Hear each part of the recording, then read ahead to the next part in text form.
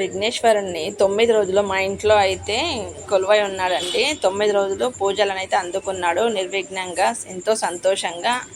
ఇది మా హస్బెండ్ అయితే స్టోన్స్ అన్నీ డెకరేషన్ చేశాడు వినాయకునికి. ఇది చాలా నిష్టగా చేస్తామండి 9 రోజులు. అఖండ దీపం పెడతాము, ఉదయం సాయంత్రం అయితే పూజ చేస్తాము.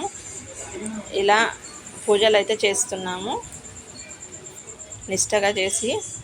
ఈరోజైతే నిమజ్జనం కార్యక్రమం చివరి పూజ అండి. షామీర్పేట్కి తీసుకెళ్ళాము. ఎంతో అంగరంగ వైభవంగా, కోలాహలంగా, సంతోషంగా డీజేలతో, డప్పు సప్పుళ్ళతో అయితే వినాయకుడు గంగమ్మ ఒడికి అయితే చేరుకున్నాడండి. షామీర్పేట్కి అయితే చేరుకున్నాము.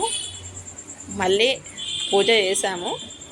పూజ చేసి ఎంతో సంతోషంగా అయితే నిమజ్జన కార్యక్రమం అయితే జరిగిందండి.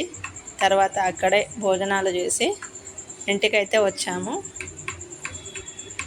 ప్రసాదం, పులిహోర, బగారన్నం అవన్నీ అయితే చేసాము. మసాలా వంకాయ పప్పు అక్కడే ఉండి భోజనాలు చేసుకొని వచ్చాము.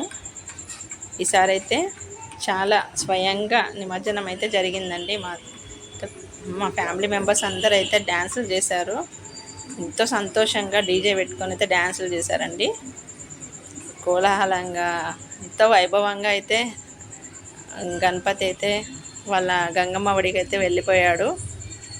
కొంచెం బాధ అనిపిస్తుంది, కానీ ఆయనని సాగనంపాలి కాబట్టి ఎవ్రీ ఇయర్ గణపతిని నిమజ్జనం చేసి అగలే వరస్తూ జల్దీయా అంటాం. జై బలో గణేష్ మహారాజ్కి జై, జై బలో గణేష్ మహారాజ్కి జై.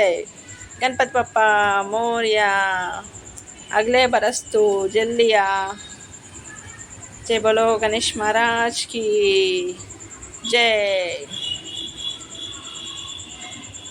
లాస్ట్కి అయితే నిమజ్జనం అయితే జరిగిందండి. మీ గణపతిలో నిమజ్జనం జరిగిందా ఫ్రెండ్స్? ఈ గణపతి వ్యూవర్స్ అందరికీ మంచి జరగాలని, మంచి చేయాలని అయితే కోరుకున్నామండి.